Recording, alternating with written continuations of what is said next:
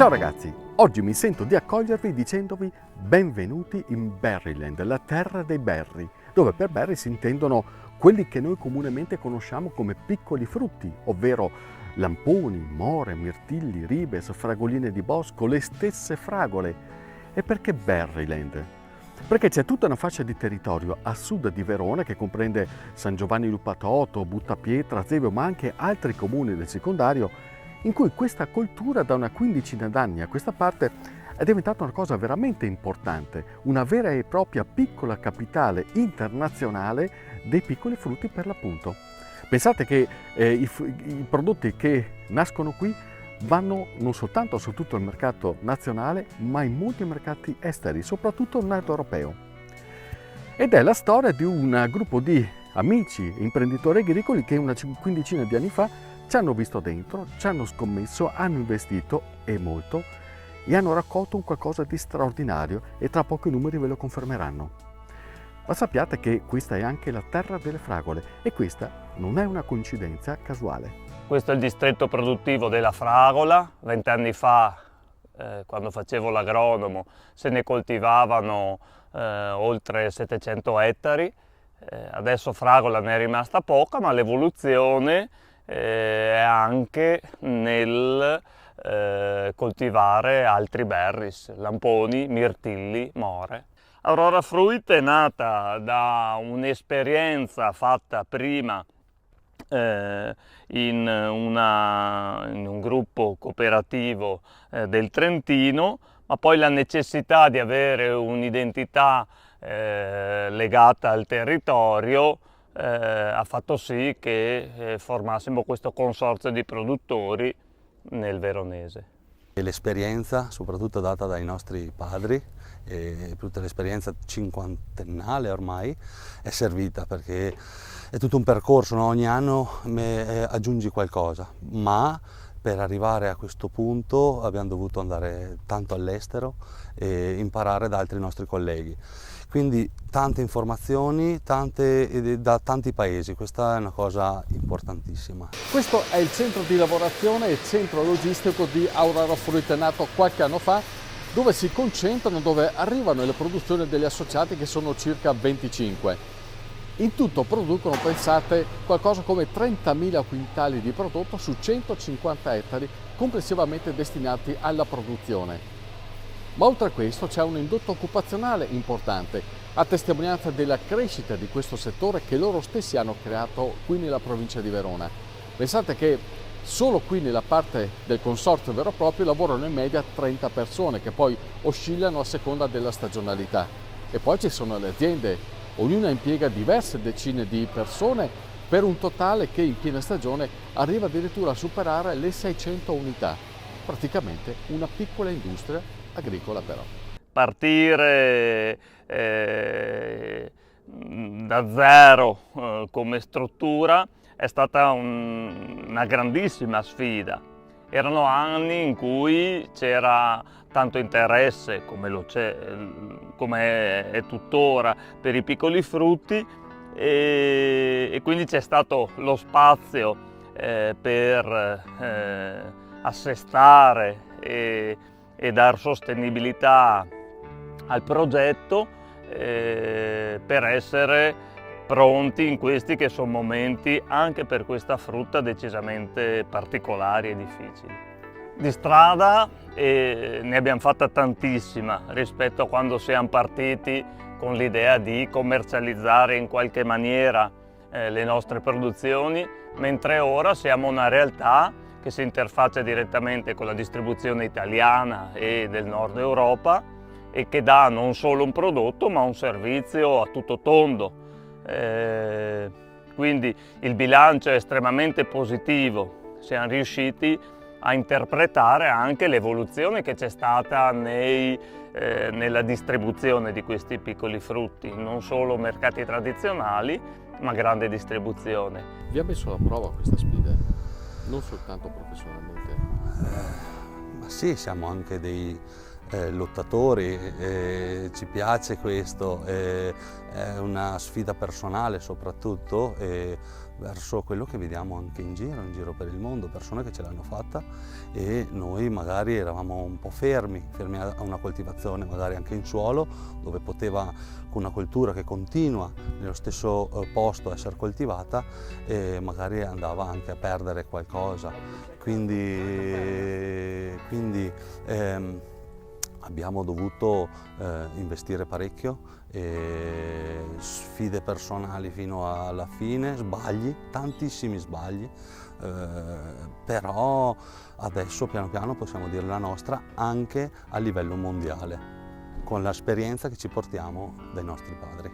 Uno degli aspetti che ha maggiormente caratterizzato la crescita di Alessandro, di Matteo e degli altri consociati è sicuramente quello tecnologico. Come vedete, qui siamo in una serra ultramoderna in cui sono state messe a dimora delle piantine di fragole.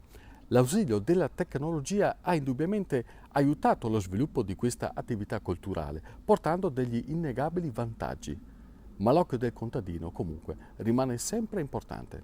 La tecnologia è ormai non ha più un limite.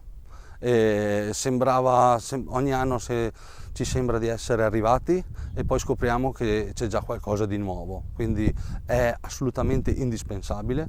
Non vogliamo essere i primi perché a volte ci sono tanti errori, comunque ci aiuta tanto, ci aiuta a irrigare senza inquinare, senza a esagerare, perché andiamo a misurare esattamente quello che gli serve alla pianta e a quello in base all'attività fenologica della coltura. Quindi la tecnologia è un gran supporto.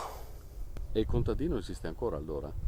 Questo è il nostro vantaggio competitivo verso gli altri, cioè noi deriviamo dalla terra, tante altre situazioni cominciano ma non hanno l'esperienza del contadino, che serve, perché sapere da dove viene il vento, sapere come si comporta il meteo in certe situazioni, quello la tecnologia non te lo può dare, ti aiuta ma non te lo può dare il risultato.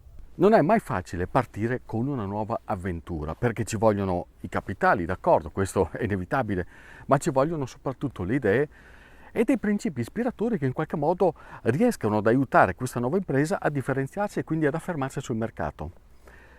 Alessandro e i suoi colleghi hanno scelto una strada non facilissima, in un settore che per l'appunto è particolarmente complicato, che spesso le dinamiche del mondo ortofrutticolo sfuggono ai consumatori. Hanno scelto di rimanere comunque produttori e di proporsi come tali sul mondo del commercio. E questo, credetemi, non è una cosa secondaria, perché ha stabilito una sorta di potere contrattuale derivante da questo che per loro è un vantaggio competitivo, essere legati alla terra e contrattare in quanto tali con chi poi il prodotto lo dovrà andare a vendere. È stato un percorso doveroso, non c'era spazio per altre opportunità commerciali, o seguire questa importantissima evoluzione che c'è stata in questi ultimi 15 anni fondamentalmente, cioè l'evoluzione dal servire i mercati tradizionali a interfacciarsi direttamente con i supermercati, chiamiamoli.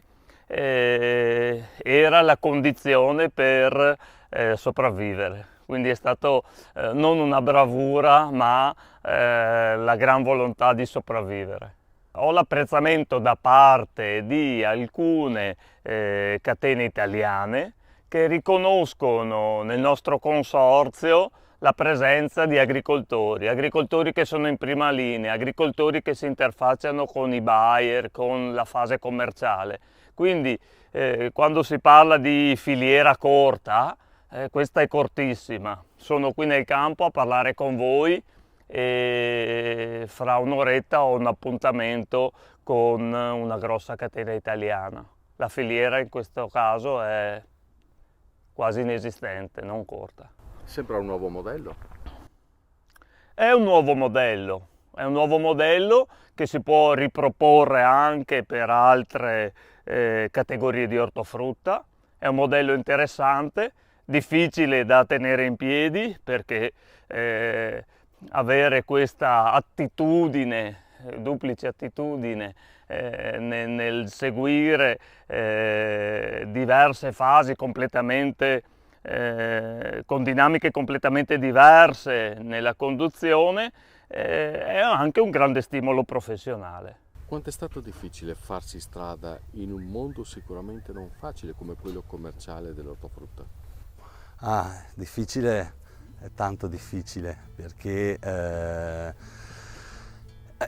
tante persone sono commercianti, noi siamo anche produttori, e quindi pensare alla produzione e essere bravi anche nella parte commerciale ci vogliono anni. La stessa cosa che avevo detto prima, serve l'esperienza, devi continuare a essere presente sul mercato con un prodotto di alta qualità e farti il nome. Farti il nome lo si fa con la qualità e con la personalità.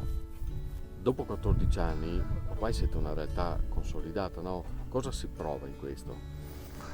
Ma si prova che ci siamo, e forse è ancora più difficile, perché non si può più smettere. Ormai siamo partiti, dobbiamo portare anche del rispetto verso i nostri collaboratori, dare un lavoro, continuare a essere sul mercato e essere anche i primi, forse no, ma i secondi, cioè non dobbiamo perdere posizioni anche a livello di vantaggio competitivo. Siamo riconosciuti come produttori, non siamo produttori in primis, e facciamo anche collaborazioni con altre zone, e quindi il nostro know-how lo andiamo a portare anche ad altri agricoltori. Questo è il nostro focus, fare una rete di produttori.